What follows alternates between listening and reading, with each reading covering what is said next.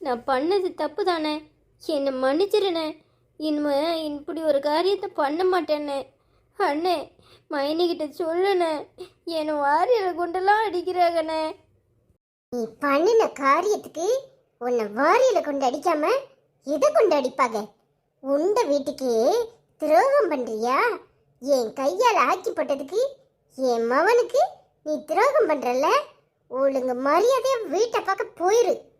அண்ணன் பாருண்ணே, நீ இருக்கும்போதே என்னை வீட்டை விட்டு துரத்துறாங்க. அவதான் உன் காலில் விழுந்து மன்னிப்பு கேட்டுட்டால, பின்ன என்ன? மன்னிச்சிட்டேன்னு ஒத்த வார்த்தையில சொல்லிட்டு அவளை உள்ள போக சொல்லு. ஏதோ தெரியாம பண்ணிட்டா. அங்க தப்பு பண்ணாம ஊர் உலகத்துல யாருதான் இருக்கா? அவளும் ஏதோ ஒரு ஆர்வ கோளாறுல இந்த வேலைய பண்ணிட்டா. பேசாம உள்ள போயிருங்க, எனக்கு வாயில நல்லா வந்துரும். தப்பு பண்ணாதவோ யார் இருக்காவ நான் கேள்வி கேட்கறியே?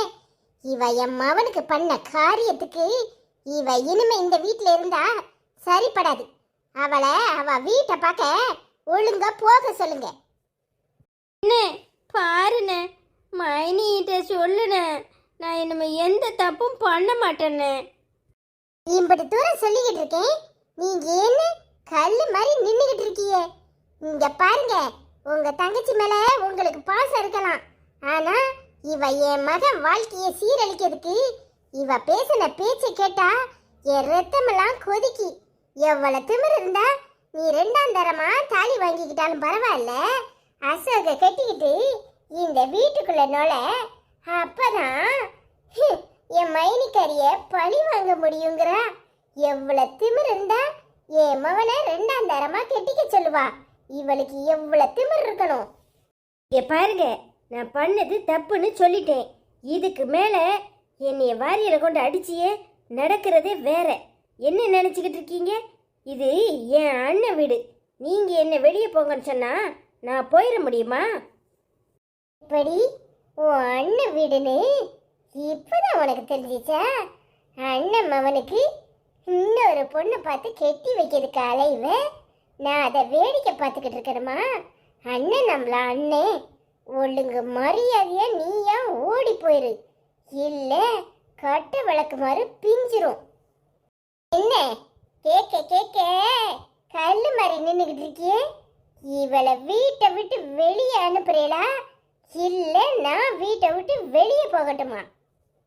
அண்ணே, அவங்கள போக சொல்லு. இங்க இருந்து என்னத்தை கிழிக்க போறாங்க? சி, வெட்கமா இல்ல? இப்படி ஒரு காரியத்தை பண்றதுக்கு உனக்கு எப்படி மனசு வந்துச்சு? நீ எல்லாம் என் கூட பிறந்தவளா? நினைச்சாலே அருவருப்பா இருக்கு.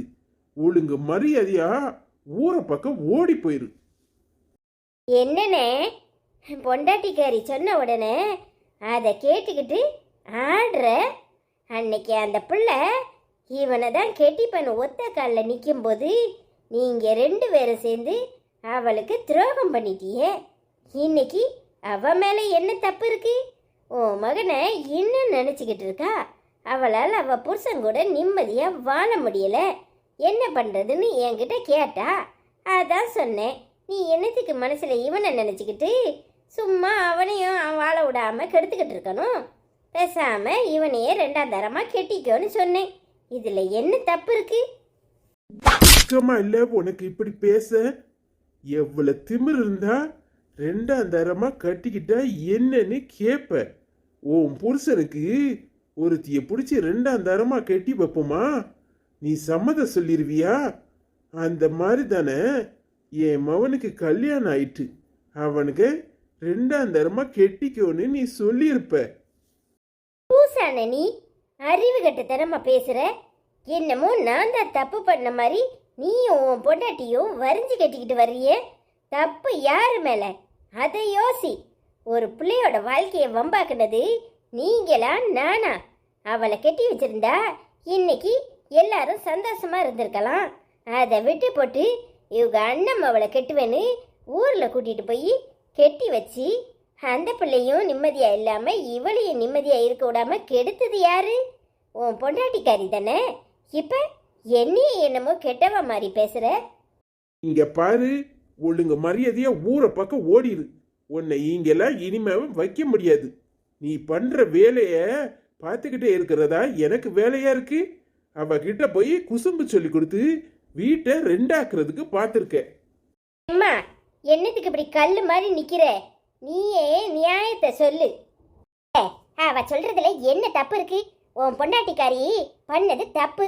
இப்போ அவளால தான் இம்புட்டு பிரச்சனையும். இவகிட்ட அந்த பிள்ளை வந்து என்ன பண்ண ஏது பண்ணன்னு கேட்டிருக்கு. அதுக்கு பதில் சொல்லியிருக்கா. இப்ப அவளை குறையா ஏன் சொல்ற? வாய மூடுமா.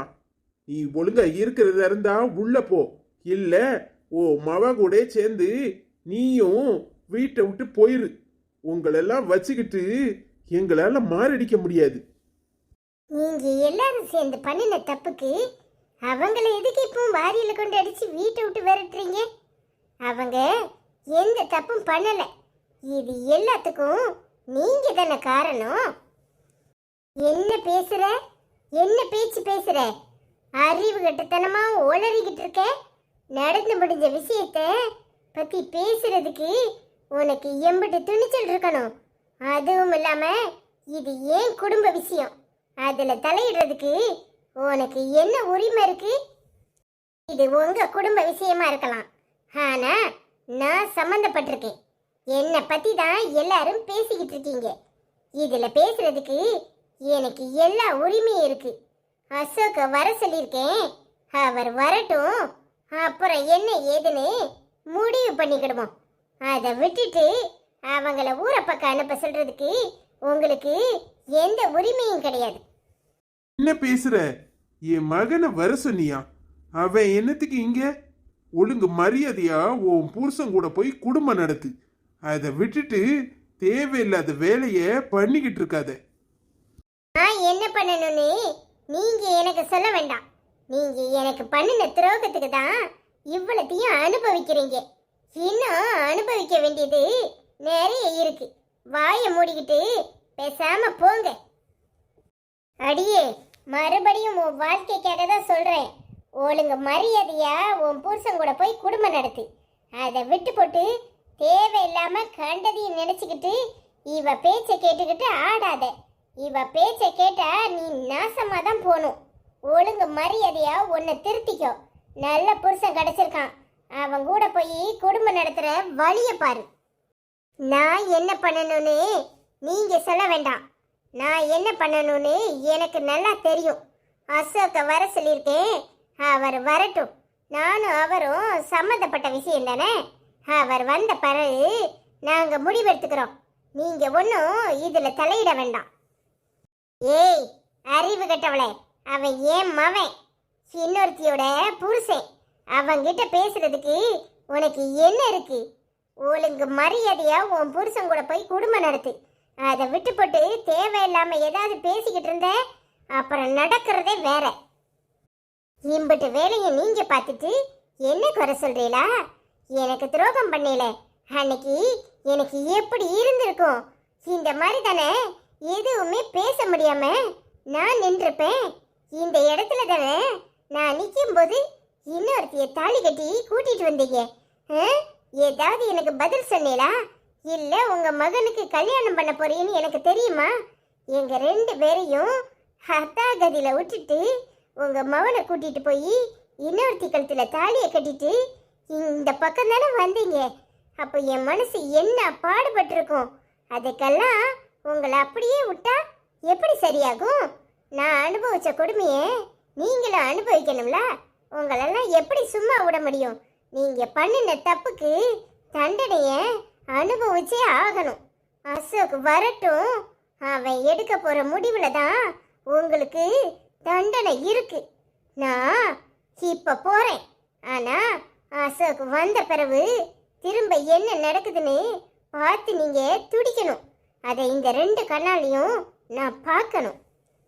யானை தான் தலையில தானே மண்ணள்ளி போட்டுக்கிடுமா. அந்த கதையா உன் கதை இருக்கு. நீ திருந்த மாட்ட. நீ இன்னும் அனுபவிக்க வேண்டியது நிறைய இருக்கு. அனுபவி. நல்லா இருக்கட்டும் உன் வாழ்க்கைன்னு நாங்களா சொன்னா உனக்கு அது தப்பா தெரியுதுல்ல? நான் வேதனைப்படுறத நீ பார்த்து சந்தோஷப்பட போறியா? அடியே பைத்தியக்காரி, நான் வேதனைப்பட்டாலும் அது ஒன்றும் பிரச்சனை கிடையாது. ஆனா நீ வேதனைப்பட்டா காலம் பூரா அழுந்திக்கிட்டே இருக்கணும். நீ இன்னும் நாசமா தான் போக போறேன்னா நான் என்ன செய்ய முடியும்? ஏங்க வாங்க போவோம். அவ அனுபவிக்கிறத யாராலையும் தடுக்க முடியாது. அனுபவிக்க போறது நானா நீங்களான்னு பார்ப்போம். நீங்க பண்ணின தப்புக்கு நீங்க தண்டனையை அனுபவிச்சே ஆகணும். என்ன நம்ப வச்சு கழுத்தறுத்துட்டு உங்க அண்ணன் அவளை கூட்டிட்டு வந்தீங்களா இந்த வீட்டுக்குள்ள? அப்போ நீங்க அனுபவிக்க வேண்டியது இன்னும் பாக்கி இருக்குல்ல. பைத்தியக்காரி பைத்தியக்காரி, என்ன தண்டனை கொடுக்க போறதுக்காக உன் புருஷன் கஷ்டப்படணுமா? உன் புருஷன் என்ன பாவம் பண்ணா? அறிவில்லாம அறிவு கட்டத்தனமா பேசாத. கொஞ்சமாவது யோசி. உன் மாமியார் குடும்பம் உன்னை இப்பதான் நிம்மதியா வாழணும்னு சொல்லியிருக்கு. அதை விட்டு போட்டு திரும்பவும் குழி பறிக்க போறங்கிற. நீ பறிச்ச குழியில நீயே விழுந்துடாத. ஏன் புருஷன் எப்படி இருப்பாருன்னு எனக்கு நல்லா தெரியும். அவரை பத்தி நீங்க ஒன்றும் கவலைப்பட வேண்டாம். என் புருஷனை பத்தி கவலைப்படுறதுக்கு உங்களுக்கு என்ன இருக்கு? நான் தானே கவலைப்படணும். என் புருஷனை எப்படி வச்சுக்கணும், அசோக்கை எப்படி வச்சுக்கணும் எல்லாம் எனக்கு தெரியும். பேசாம உங்க வேலையை பார்த்துட்டு போங்க. அழுதி சொல்ற? அப்ப அசோக்கையும் கெட்டிக்க போறியா? அப்போ உன் புருஷன் இருப்பாரா? 2 புருஷன் கூட வாழ போறியா? இங்க பாரு, தேவையில்லாம ஏதாவது கோர்த்து விட்ட உன்ன அப்படியே உசுரோடையே கொளுத்தி போடுவேன். கொளுத்தி என்ன நினைச்சுக்கிட்டு இருக்க? அவளை தூண்டி விட்டு வேடிக்கையா பாக்குற? உனக்கு கொடுத்தது பொத்தலன்னு நினைக்கிறேன். எதுக்கு சும்மா பூச்சாட்டி காட்டுறீங்க? என்ன மிரட்டுற மாதிரி அவங்கள மிரட்டுறீங்களாக்கும்? உங்களுக்கு அவங்க எவ்வளவோ நல்லவங்க. நீங்க நம்ப வச்சு கழுத்தறுத்தவங்க. அவங்க நான் நல்லா இருக்கணும்னு நினைக்கிறவங்க. சும்மா அவங்க வாயில வந்ததெல்லாம் பேசாதீங்க. ஏக்கா வாங்க எங்க வீட்டுக்கு போவோம். சரி மாலதி. போவரா மாலதி? அசோக்கு இன்னைக்கு வாரேன்னு சொல்லியிருக்காரு, வந்துருவாரு. அவர் வந்த பிறகு அவர் முடிவெடுக்கட்டும். அதெல்லாம் பார்த்து இவங்க கூனி குறுகி நிக்கணும். வாங்க போவோம். உங்க மவன் இங்க இருக்கட்டும் இருக்கட்டும். நீல எப்படி பேசிட்டு போறா பாத்தீங்களா? இப்ப மனசு உங்களுக்கு நிறைஞ்சிருச்சா?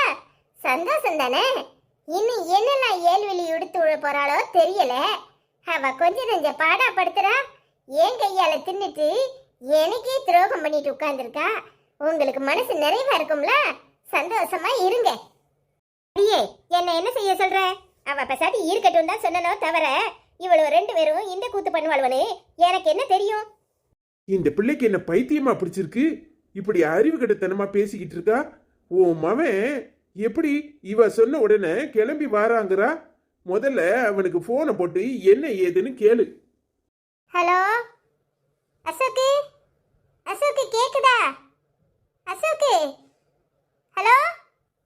என்னப்பா ஒரே எரிச்சல சத்தமா இருக்கு? எங்க இருக்கு?